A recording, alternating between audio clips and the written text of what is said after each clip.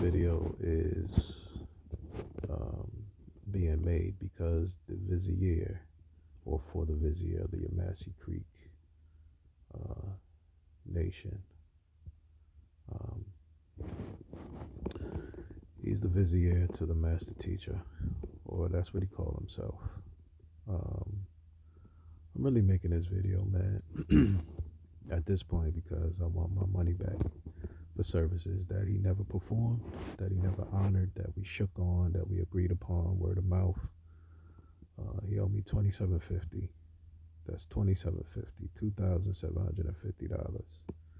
Now I gave him this money because he was supposed to be helping me correct my status and also assisting me with other financial matters that he failed to perform. It was supposed to be helping me get my business up and running, get my truck on the road.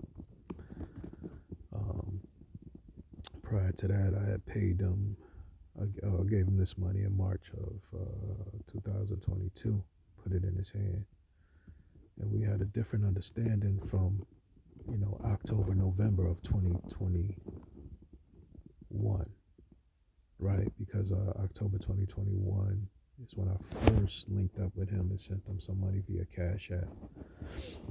At that time, he was going to help me get my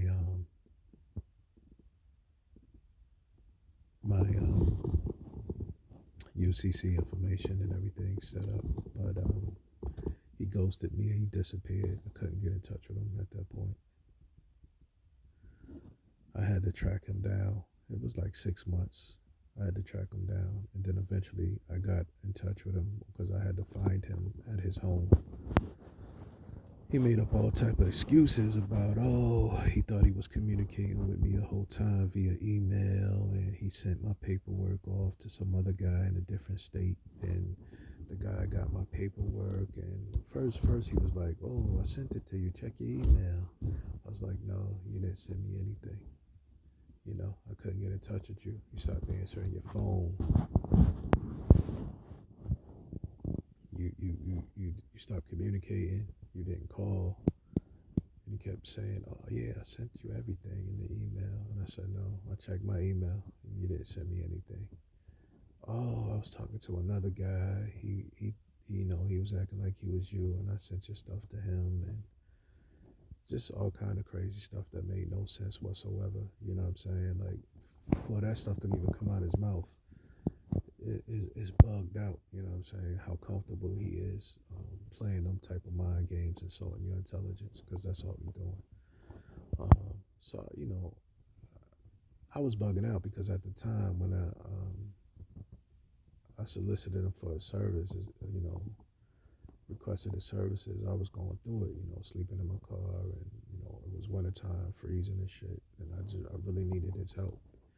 I didn't know at the time that, he has a habit of doing this to people. He work with who he want to work with, and then he kind of brush off.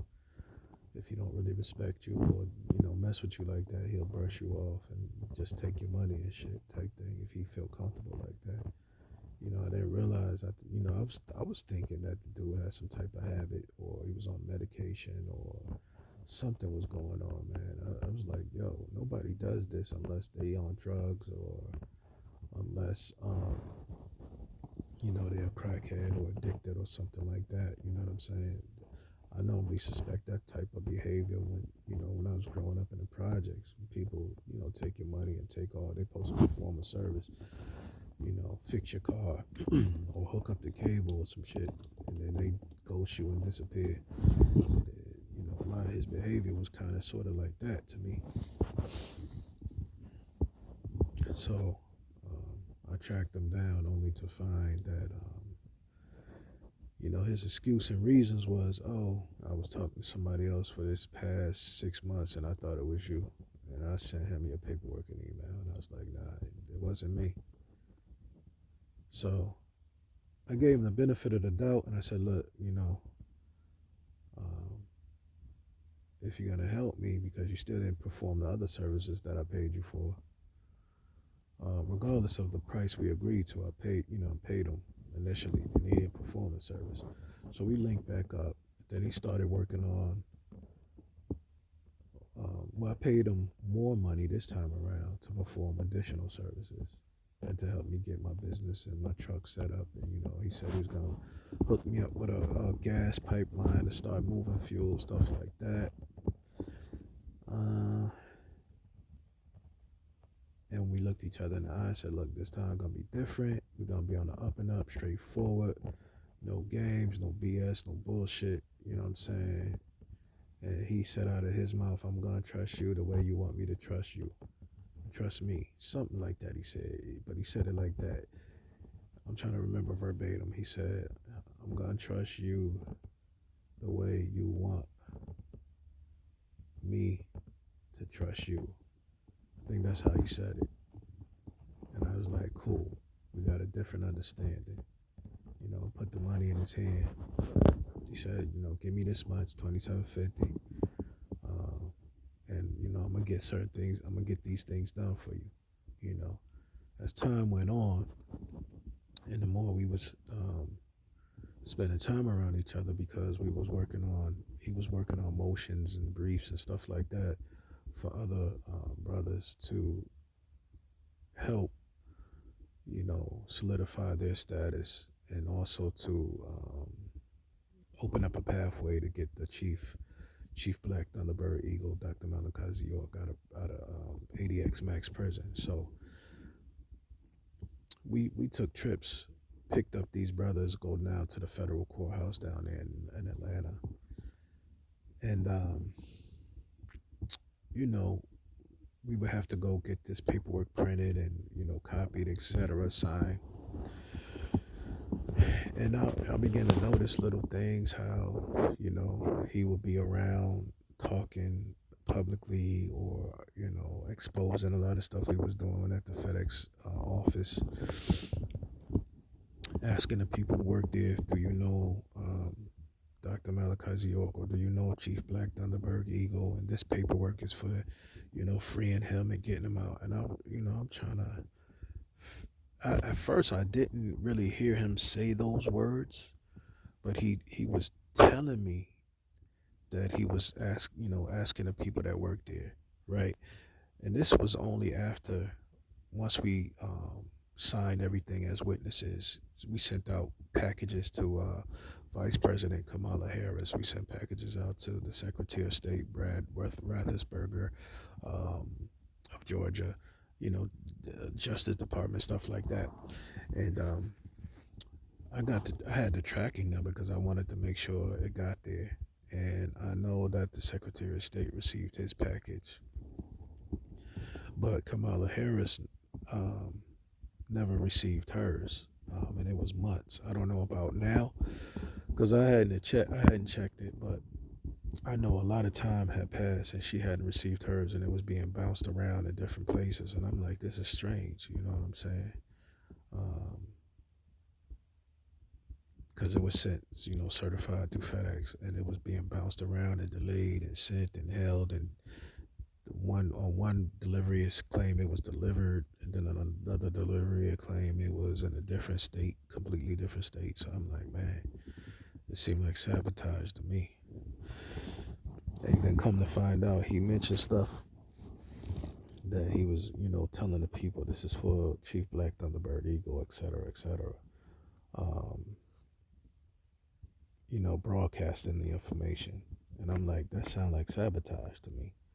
But I didn't really feed into it. You know what I'm saying? I still gave him the benefit of the doubt while I'm trying to work with him and the other brothers. And I'm thinking, we forming a coalition, we forming a bond, so to speak, all helping one another, and with the goal in mind to free the chief, at the same time, solidifying our status, correct and proper status to be able to go get our chief, right?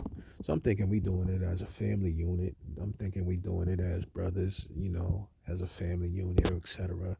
One helped the other and the other one helped the other. That's how I'm thinking. And it wasn't soon after I realized, this guy's playing games and playing this game where he's making it look like he is working on the master's freedom, while he's allowing processes, whether motions in the federal court, whether he's allowed, things to fall or slip through the cracks. You know what I'm saying? Like on one hand, I'm filing paperwork and I'm drafting paperwork, but on the other hand, I'm not crossing all the T's, dotting all the I's, or doing everything in a timely manner, which is going to cause these things to fall apart, slip through the cracks, or end up getting dismissed, right? Because it's a process. And I noticed a lot of that was taking place. Also, the fact that he had certain knowledge, advanced knowledge on the subject matter dealing with the courts that the other three brothers, myself, and two other brothers plus him, was going to the court and dealing with each other back and forth, and sending off paperwork, briefs, and motions. He had more knowledge than the three of us. So when we would go to the court, I noticed he was sending the brother up to file the federal paperwork with the clerk by himself, and he said go with him, which I was gonna go with him anyway.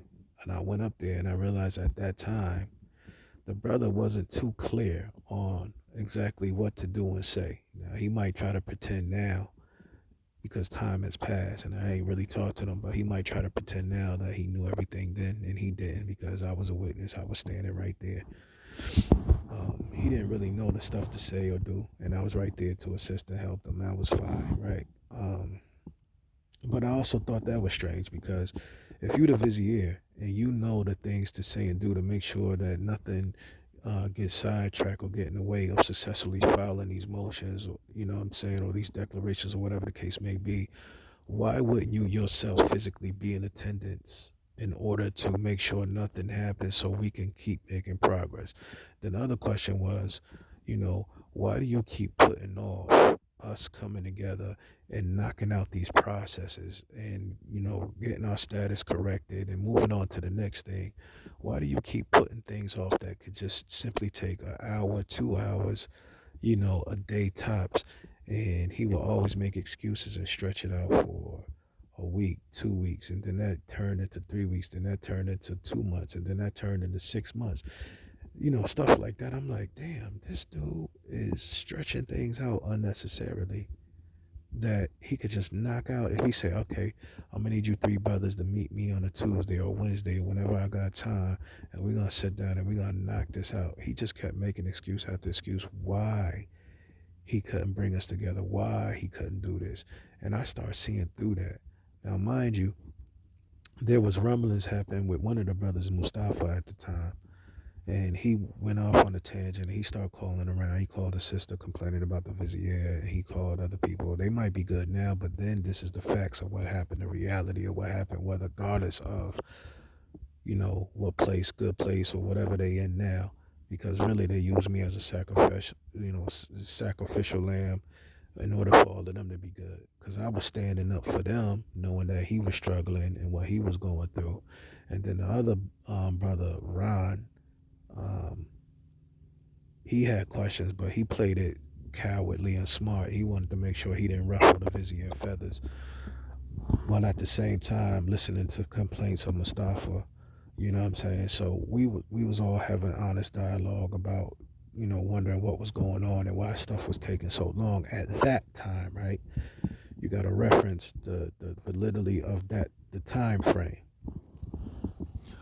So one brother couldn't take it no more, and next thing I know, he was calling around and complaining, and he was upset. He had enough. It was enough with him, because he was losing his apartment. He was homeless, or he didn't want to go homeless, and it was bugging him out. So he had called me, and I was like, well, we agreed that we was gonna talk to the Vizier and see what's going on, but you decided to call around and get everybody else involved in the matter, and that he didn't like what I was saying at that time, so he ended up hanging up on me. Uh, and, I had texted the Vizier, I had called the Vizier, I said, look, this brother called me, he's irate, he going through this, reach out to me, because something is going on, he calling around, talking about you.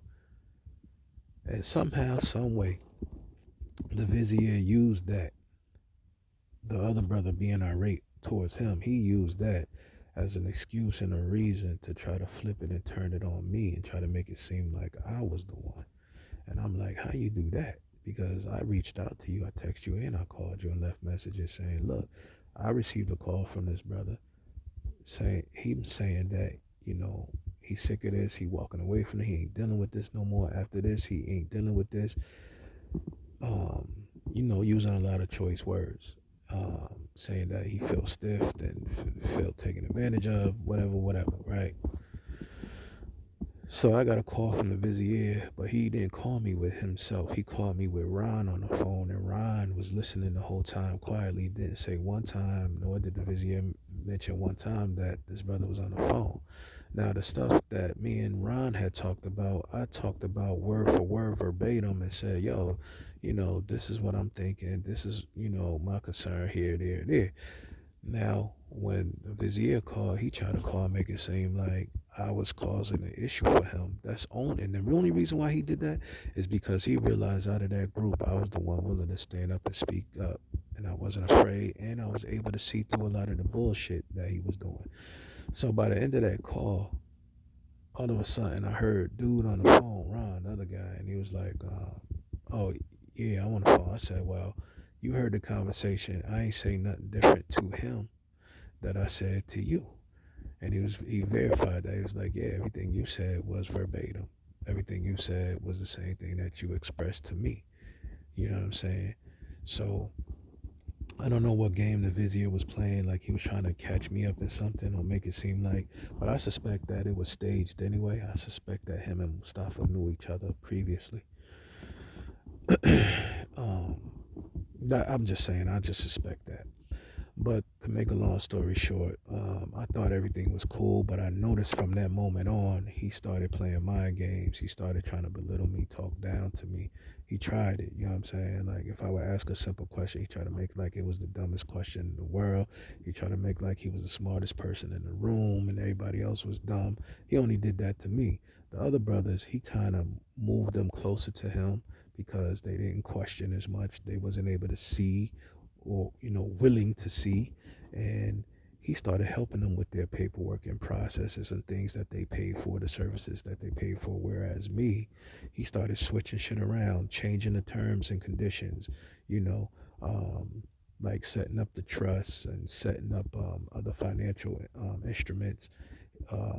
He said he was going to handle all of that and then help me get on the road, etc. Instead of him doing that shit, he started changing the terms and conditions. Well, you need an EIN number. So he would start mentioning shit like that and then just leave it out there, right? And you can never get the nigga to return phone calls. You can never get this nigga to return texts. You can, not in a timely manner. You might send a text, an email, or a phone call. He might not get back to you till a week later, 3 days later, a week later, and then claim, you didn't call no more, claim that he always respond. So he would do things like, well, you need an EIN number. And then he would just leave it like that. And I'm thinking, well, okay, whatever I need, I know that we agreed you're going to take care of it. So, I'm not thinking, he didn't say you need an EIN number as in, like, listen, I'm going to need you to go ahead and work on getting this EIN number separately from what I already paid for, the package that I already paid for, right? So then, even when I mentioned package, he's like, well, you didn't pay for this. He started changing the terms and the conditions, playing games, mind games. You understand? Now, I already gave this nigga my money one time. Then I paid him again.